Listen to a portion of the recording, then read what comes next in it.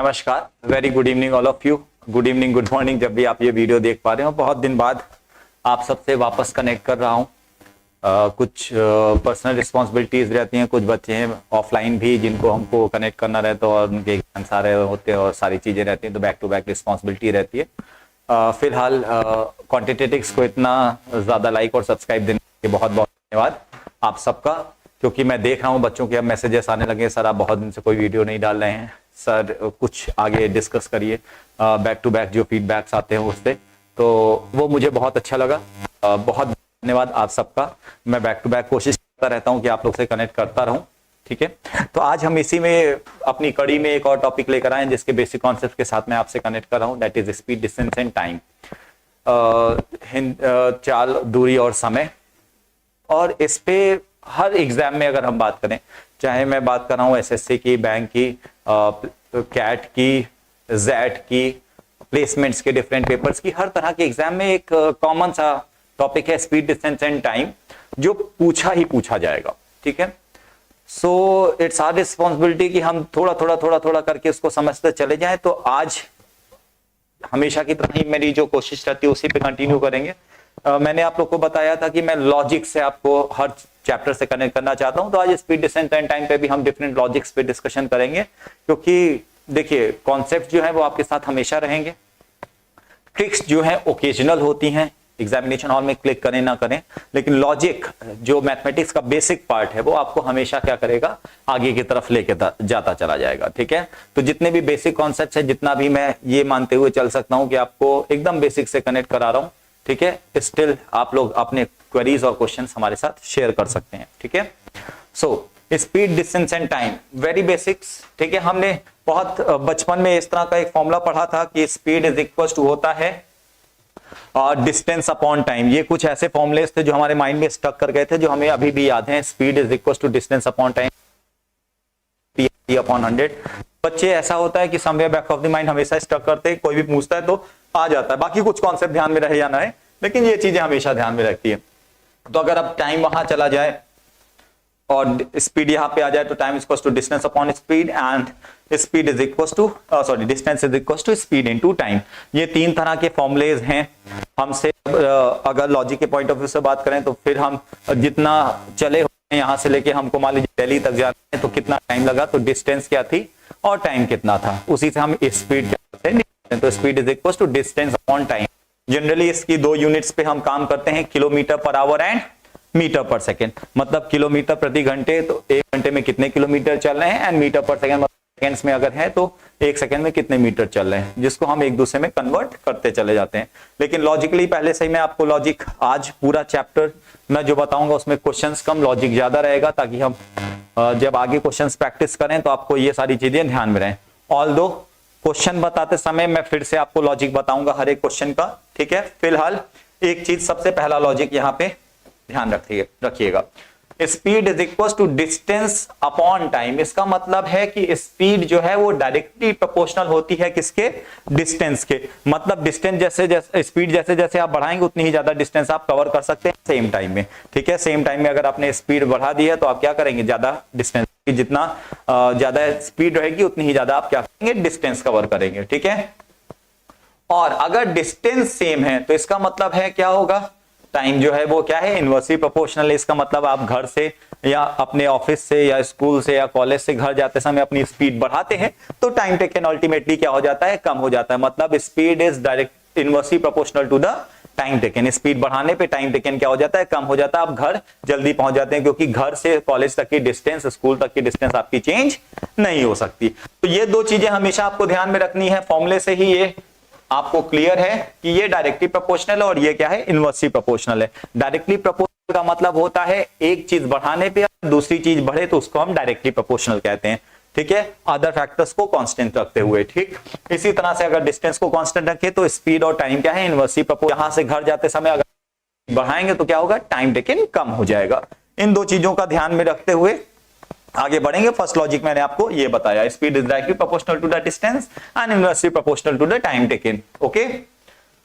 Use क्या पड़ेगा, ये क्वेश्चन के साथ ही समझ में आता है। सर इसका यूज तो होगा नहीं, हम फॉर्मूला लगाएंगे आ जाएगा, लेकिन अगर आप लॉजिक लगाएंगे तो आपके आंसर्स जल्दी आते हैं। इसी वजह से मैंने आपको लॉजिक डेवलप करने के लिए बोला है। SI units as per discussion अभी मैंने आप लोग को बताया, SI unit of the speed is metre per second और m पर सेकेंड बातें की है। The other most commonly use unit is kilometre per hour. Metre per second में ही SI यूनिट को हम फॉलो करते हैं, तो मीटर पर सेकेंड की बात करते हैं, लेकिन हम हर जगह एक्सप्रेस नहीं कर सकते। अब जब हम कार से, बाइक से या बस से कहीं जा रहे होते हैं तो हम अपनी स्पीड किलोमीटर पर आवर, या ट्रेन की भी बात करते हैं तो किलोमीटर पर आवर में ही बात करते हैं कि 1 घंटे में हम कितने किलोमीटर चले थे। वहां पे हम मीटर पर सेकेंड में अपनी स्पीड नहीं बता रहे होते हैं, ठीक है।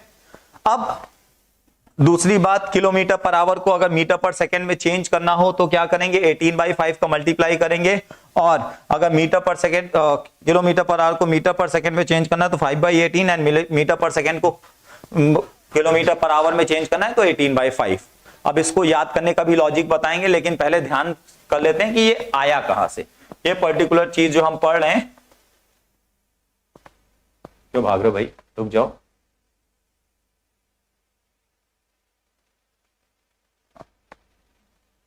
बहुत जल्दी है,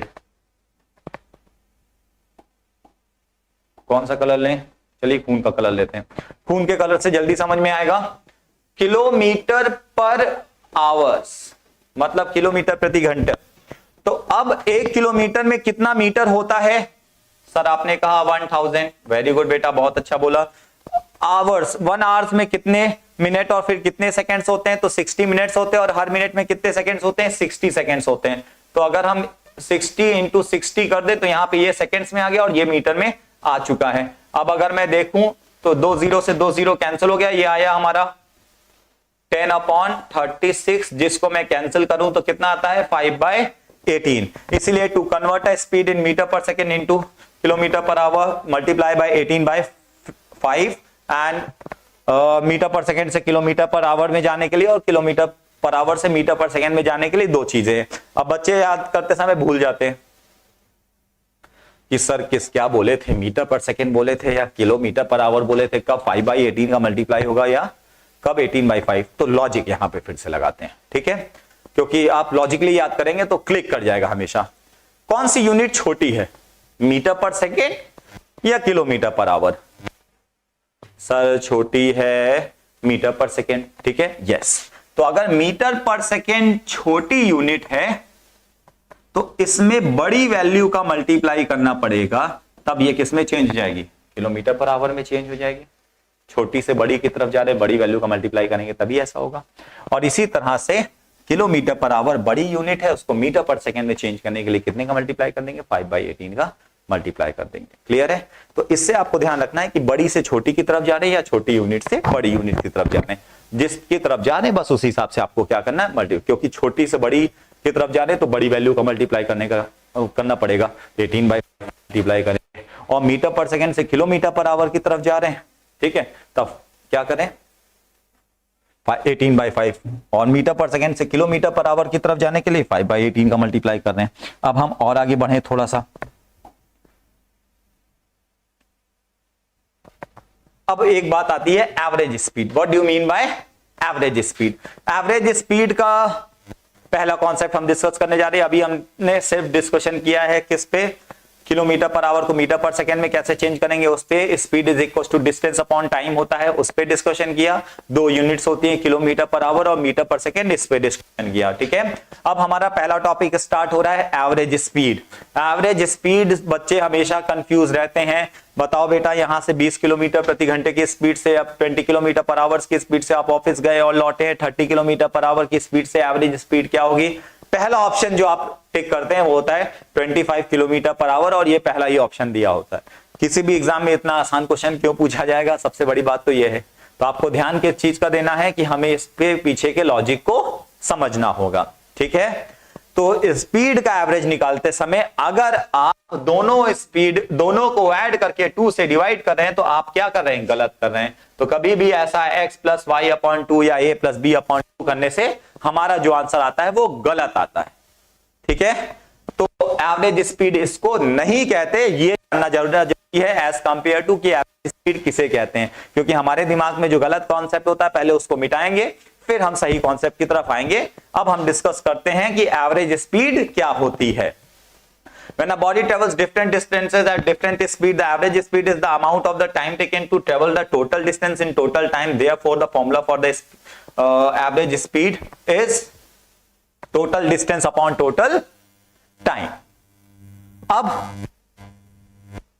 इसका सेंस क्या है जो मैंने समझ लेते हैं। मैं अभी थोड़ी देर पहले डिस्कशन कर रहा था कि हम लोग यहां से दिल्ली जा रहे हैं, तो दिल्ली जाते समय पहला स्टेशन पड़ा कानपुर, ठीक है।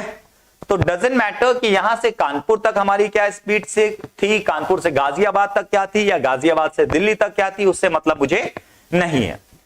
मतलब सिर्फ इस बात से कि यहां से दिल्ली तक की टोटल डिस्टेंस कितनी है और टोटल टाइम कितना लगा। ये नहीं करेंगे हम कि यहां से कानपुर तक की स्पीड, कानपुर से गाजियाबाद, गाजियाबाद से दिल्ली तक की स्पीड को ऐड करें, 3 से डिवाइड कर दे। ऐसा हमको नहीं करना है, क्योंकि एवरेज स्पीड का मतलब होता है total distance upon total time, ठीक है। तो नेक्स्ट कॉन्सेप्ट में जाने से पहले इसका कॉन्सेप्ट, ट्रिक एंड लॉजिक देखते हैं, ठीक है।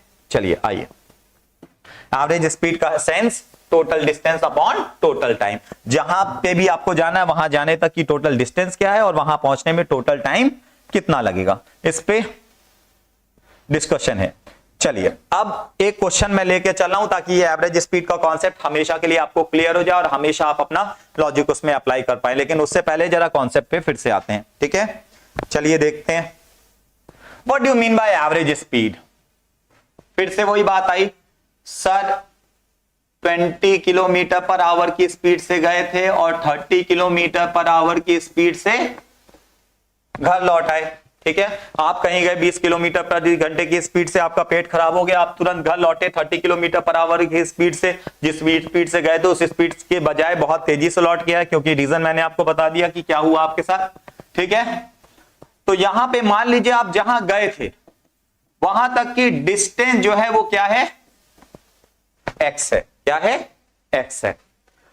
तो एवरेज स्पीड के लिए मैंने अभी आपको क्या फॉर्मूला बताया था, total distance upon total time. Average speed is equal to total distance, so total upon total time.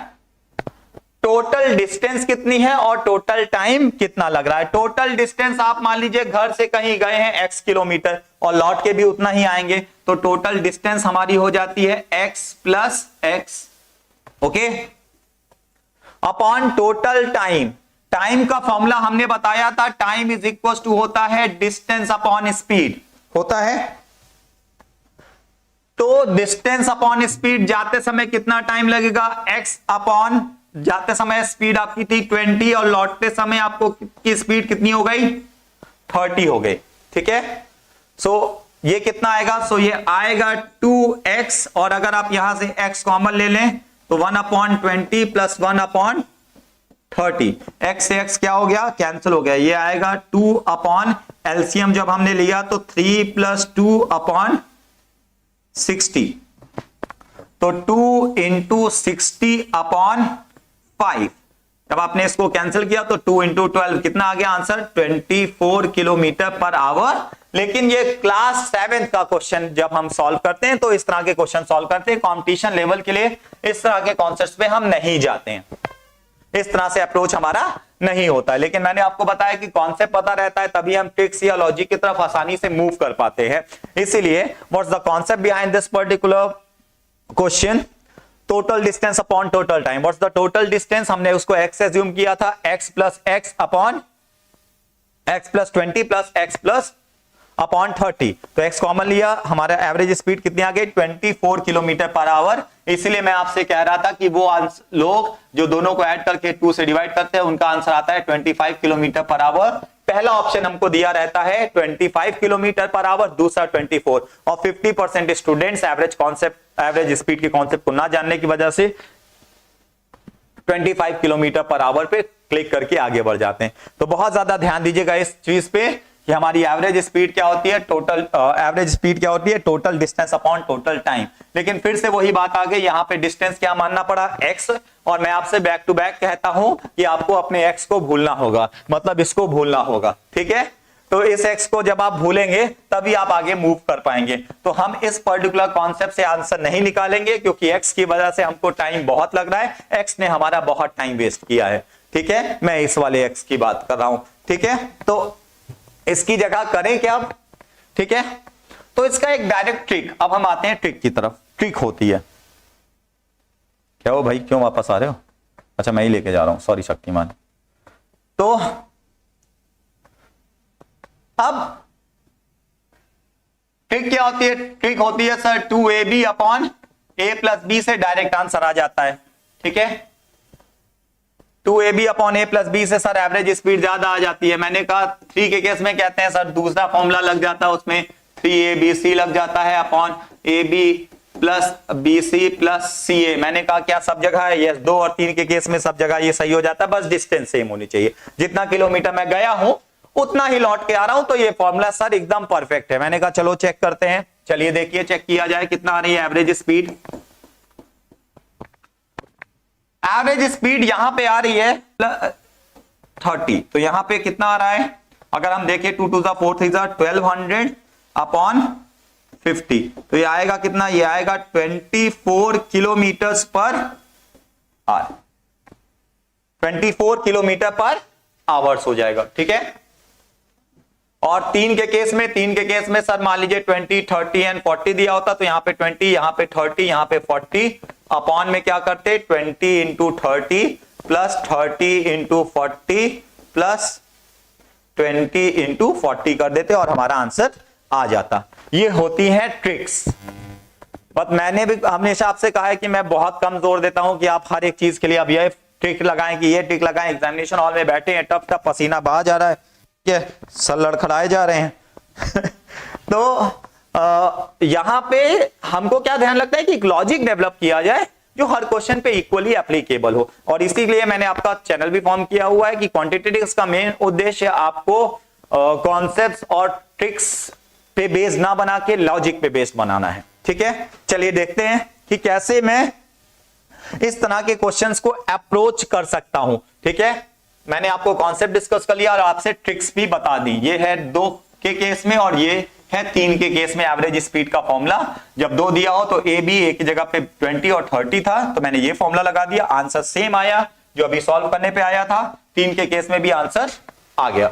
ठीक है, but what should be the logic behind this question? Logic हमेशा छुपा होता है ट्रिक्स में ही। ठीक है, तो उसको हमें क्या करना होता है? अप्लाई करना होता है। चलिए फिर से देख लेते हैं। मैंने सबसे शुरुआत में एवरेज स्पीड का क्या कॉन्सेप्ट आपको बताया?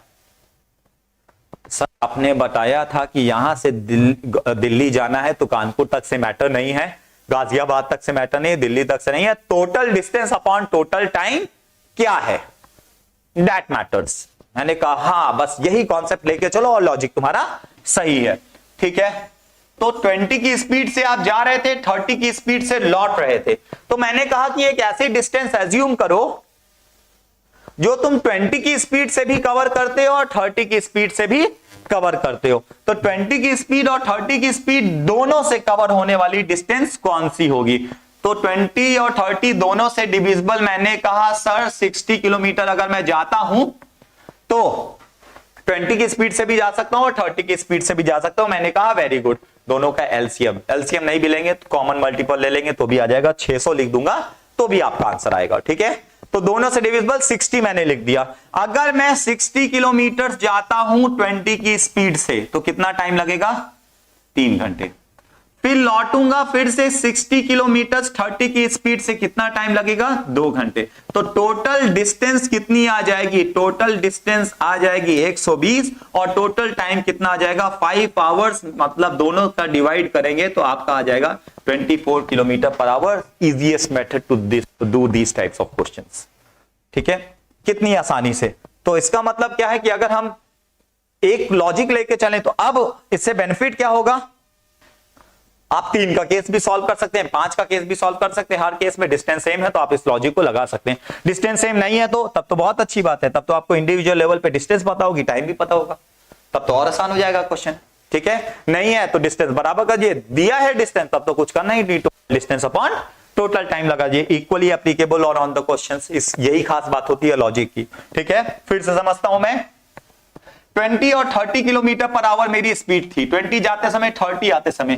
मैंने अज्यूम किया कि मैंने डिस्टेंस कवर करी है कितना, 60 किलोमीटर। अगर मैं 60 किलोमीटर जाते समय डिस्टेंस जाता हूं 20 की स्पीड से, कितना टाइम लगेगा, 3 घंटे। और लौटते समय मैं सिर्फ 60 किलोमीटर कवर करता हूं 30 की स्पीड से, कितना टाइम लगेगा, 2 आवर्स। ठीक है, so total distance is 120 and total time is 5 hours, so average speed will be 24 kilometre per hour. Clear? So और आगे बढ़े 24 किलोमीटर पर आवर के बेसिस पे। सर अगर 3 का केस होता तब क्या करते? 3 के केस में भी आप ये इक्वली अप्लाई कर सकते हैं। आप खुद से घर पे एक बार बैठ के प्रैक्टिस कर लीजिए। वैसे तो मैं खुद ही बता दूं, तीनों से डिविजिबल वैल्यू आपके दिमाग में कौन सी आ रही है, 20, 30 एंड इससे एलसीएम ले लेंगे तब भी आ जाएगा। और नॉर्मली भी दिख रहा है 4 3 12 2 4 3 12 2 24, 120 भी सबसे डिविजिबल है और 240 भी डिविजिबल है। मान लीजिए मैं कितना चला हूं, 120 किलोमीटर। अगर सेम डिस्टेंस कवर करें 20 की स्पीड से, कितना टाइम लगेगा, 6 घंटे। फिर मैं 120 किलोमीटर चलूंगा 30 की स्पीड से, कितना टाइम लगेगा, 4 घंटे। फिर मैं 120 किलोमीटर चलूंगा 40 की स्पीड से, कितना टाइम लगेगा, 3 घंटे। तो टोटल डिस्टेंस हो जाएगा कितना, 360, और टोटल टाइम कितना लग जाएगा,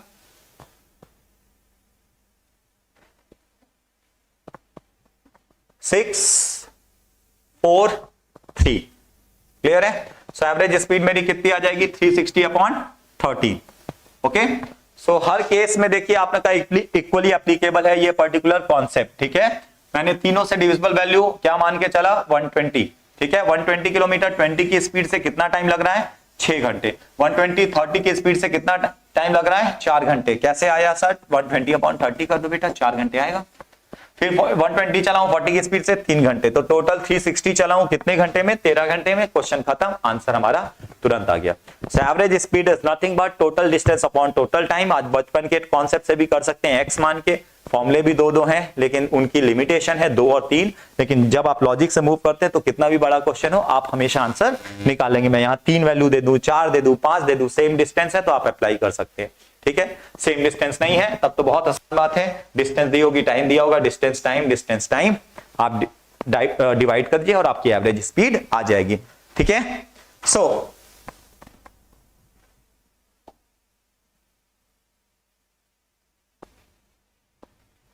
अब नेक्स्ट कॉन्सेप्ट की तरफ मूव करते हैं, रिलेटिव स्पीड। ठीक है, रिलेटिव स्पीड क्या होती है, देखिए रिलेटिव का वर्ड जो है यहां पे, जो आप रिलेटिव वर्ड यूज करते हैं, अगले कॉन्सेप्ट की तरफ मूव कर रहे हैं। रिलेटिव वर्ड जो आप यूज करते हैं, रिलेटिव का काम लाइफ में एक ही होता है, चाहे फिजिक्स हो, चाहे मैथमेटिक्स हो, चाहे आपकी पर्सनल लाइफ हो। ठीक है, रिलेटिव का एक ही काम है, कंपैरिजन करना। ठीक है, फिजिक्स में भी हम कहते हैं रिलेटिव डेंसिटी, मतलब कंपैरिजन हो रहा है किसी डेंसिटी से। ठीक है, और धीमे क्यों हो गई मेरी आवाज, रिलेटिव के नाम पे यही होता है, कंपैरिजन। ठीक है, शर्मा जी का बेटा, ठीक है, खैर वर्ल्ड कप चल रहा है तो शर्मा जी का बेटा और दामाद तो बहुत अच्छा कर रहे हैं, इसलिए शर्मा जी के बच्चे से कंपैरिजन और दामाद से कंपैरिजन होना चाहिए लोगों का।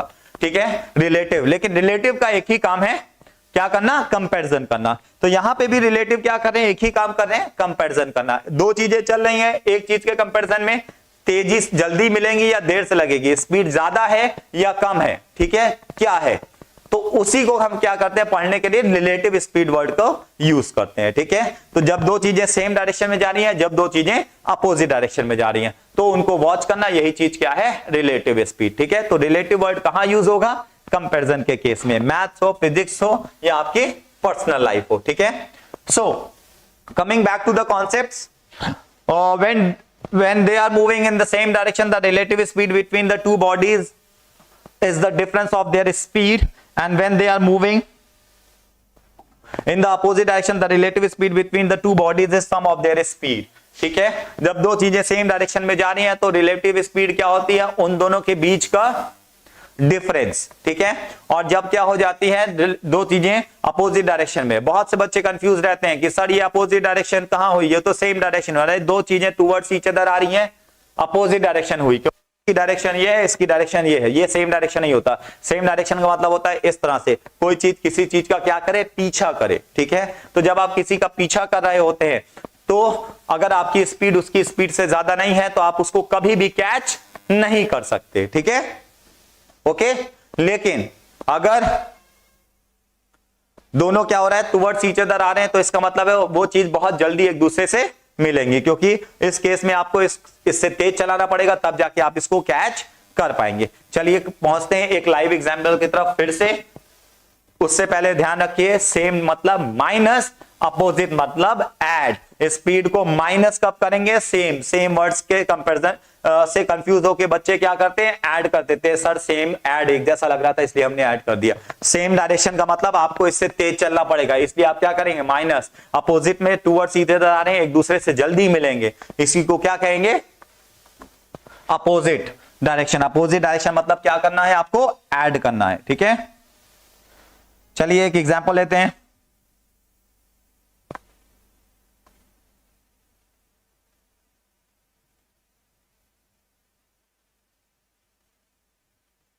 लाइव, और ये जब आप ध्यान में रखते हैं, इसलिए मैंने आपको लॉजिक से बताया सेम एंड अपोजिट, ताकि आपको और ज्यादा ध्यान रखे। एक लाइव एग्जांपल ले रहा हूं जिसमें दोनों चीजें यूज करूंगा, ताकि आपको हमेशा के लिए आपको एग्जांपल के बाद याद हो जाए, ठीक है। तो यहां पे दो घर हैं, एक घर यहां, एक घर यहां, दोनों के बीच की डिस्टेंस है 10 किलोमीटर, ठीक है, 10 किलोमीटर दोनों के बीच की। जैसे ही यहां से एक स्कूटी निकलती है, पापा की परी की स्कूटी निकलती है 40 किलोमीटर पर आवर की स्पीड से, 40 किलोमीटर पर आवर की स्पीड से पापा की परी निकलती है।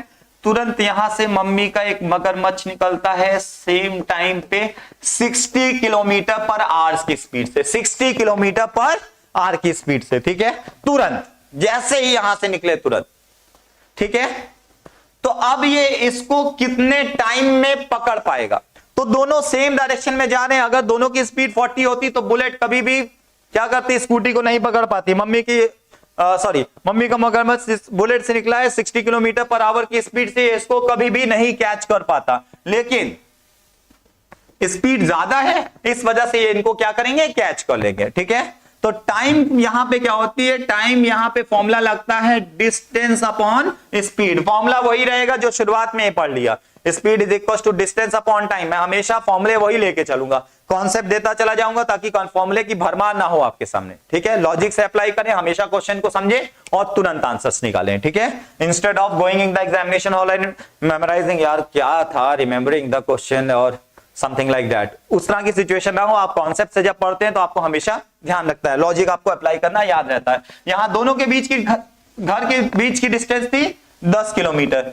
और स्पीड क्या लेके चलेंगे, मैंने बताया जब दोनों सेम डायरेक्शन में है तो जितना ज्यादा चलाएगा, जितना तेज चलाएगा, कितना तेज चला रहा है, 40 से कितना ज्यादा है, 20, तो इसका मतलब है 60 माइनस 40, इस स्पीड से उसको कवर करेगा तो 10 अपॉन 20, मतलब कितना टाइम इसको लगेगा, हाफ एन आवर।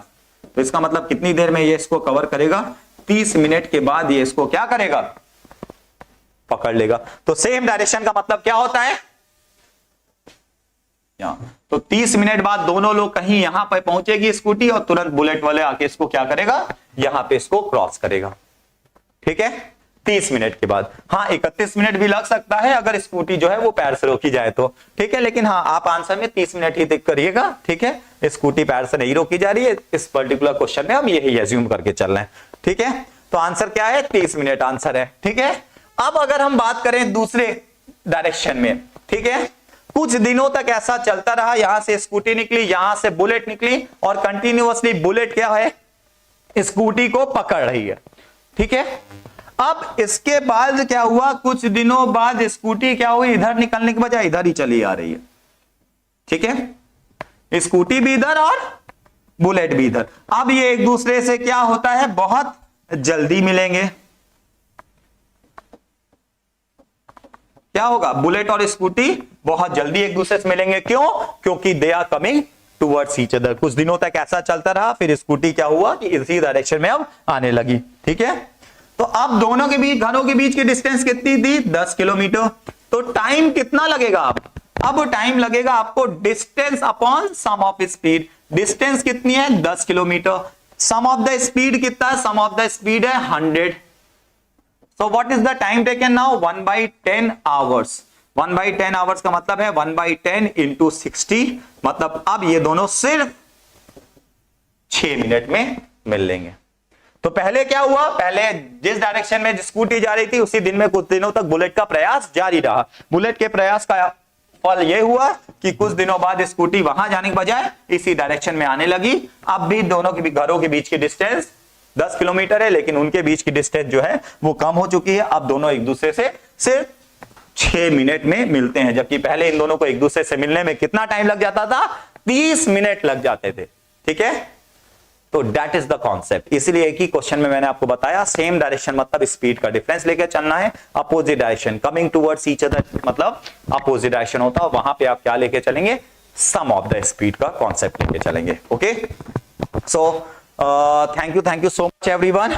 अभी मैं एक कॉन्सेप्ट सोच रहा हूं कि और डिस्कस कर लेता हूं। यस, थोड़े से कॉन्सेप्ट्स और डिस्कस कर सकते हैं। इस पे हैवी कॉन्सेप्ट्स की प्रैक्टिस भी हम करेंगे कॉन्सेप्ट्स पे, ताकि आपको ध्यान में आता चला जाए। अभी मेरा दिमाग में यह है कि आपके दिमाग में सारे छोटे छोटे कॉन्सेप्ट जो है वो पहले डाल दूं, जैसे ही क्वेश्चंस प्रैक्टिस पे आएंगे मैं इन सारी चीजों को फिर से बताऊंगा, ताकि क्वेश्चंस में एप्लीकेशन भी आप सीख पाएं। लेकिन पहले जरूरी है कि पूरे स्पीड, डिस्टेंस एंड टाइम के कॉन्सेप्ट्स आपके दिमाग में चले जाएं। ठीक है, एक एक करके।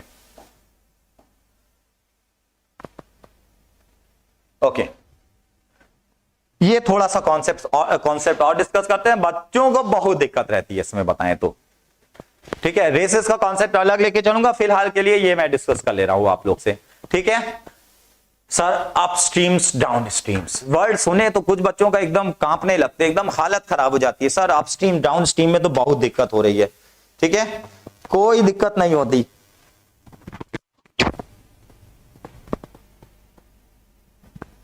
कोई दिक्कत नहीं होती। चलिए आइए बताएं क्यों दिक्कत नहीं हो जाती।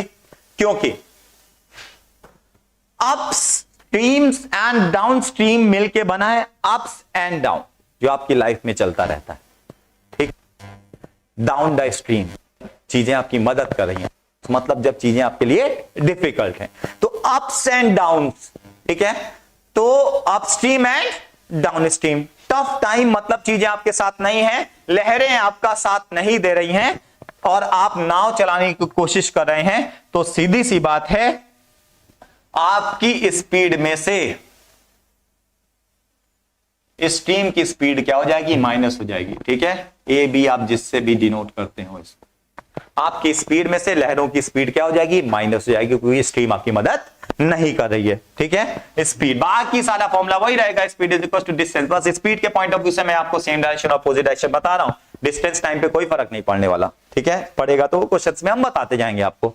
ठीक है, और डाउन स्ट्रीम का क्या मतलब होता है? डाउन स्ट्रीम का मतलब होता है जब स्पीड में पड़ने वाला फर्क यह होता है कि स्ट्रीम आपकी क्या करती है? मदद करती है। तो आपकी नाव क्या होगी? तेजी से चलने लगेगी। डाउन स्ट्रीम का मतलब जब स्ट्रीम हमारी मदद कर रही है, मतलब बहाव हमारा साथ दे रहा है, तो आपकी स्पीड में क्या हो जाएगा? स्पीड ऑफ द स्ट्रीम क्या हो जाएगी? ऐड हो जाएगी। ठीक है, तो जब बहाव हमारा साथ नहीं देता उसको कहते हैं अप स्ट्रीम, और बहाव जब हमारा साथ देता है, पानी का प्रवाह या स्पीड ऑफ द करंट हमारी मदद करती है, देन वी वुड से कि ये क्या है? डाउन स्ट्रीम है।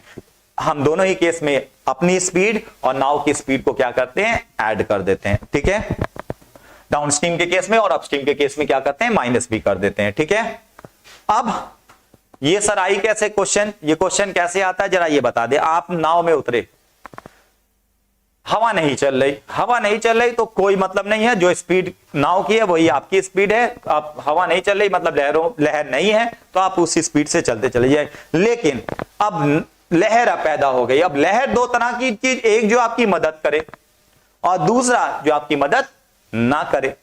तो जब आपकी मदद करती है तो ये होती है, दो चीजें क्रिएट हो जाती है, एक आपकी स्पीड मतलब बोट की स्पीड, या फिर आपकी स्पीड, दूसरी चीज हो जाती है बहाव की स्पीड।